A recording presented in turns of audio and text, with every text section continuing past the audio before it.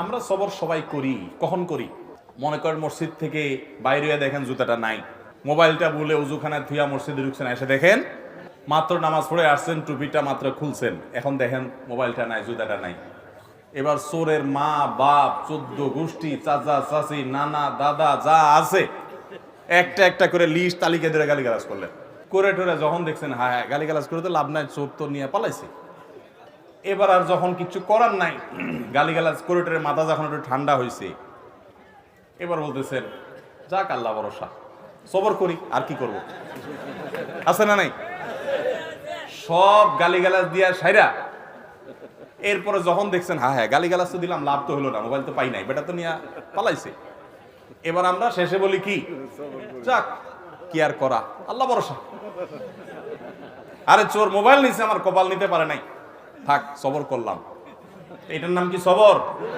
নবী করিম সাল্লাল্লাহু আলাইহি সাল্লাম বলেছেন ইন্নামাস সাবরু ইনদাস সাদমাতিল উলা। প্রথম ধাক্কা যখন আসবে, হঠাৎ করে শুনলেন বাপ মারা গেছেন, মা মারা গেছেন, ছেলেটা মারা গেছেন, অ্যাক্সিডেন্ট হয়েছে, বড় বিপদ হয়েছে, ওই সময় যদি নিজেকে ধরে রাখতে পারেন, দাঁত খিচে না আমার মুখ দিয়ে কোনো খারাপ কথা বের হবে না, আমার আল্লাহ আমার পরীক্ষা নিচ্ছেন, আমি সবর করব, যদি নিজেকে নিয়ন্ত্রণ করতে পারেন, এর নাম হলো সবর। গালিগালাজ করে আর সব শেষ করে এরপরে বললেন যা কি আর করা, সবর করলাম, তো এর নাম সবর না, এর নাম 2 নাম্বারই। কথা কি বুঝতে পারছেন?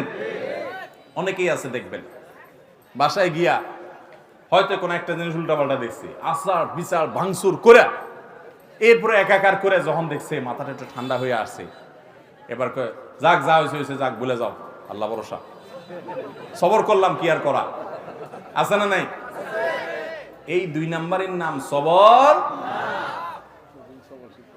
আল্লাহ তাআলা আমাদের সবাইকে সবর করার তৌফিক দান করুন।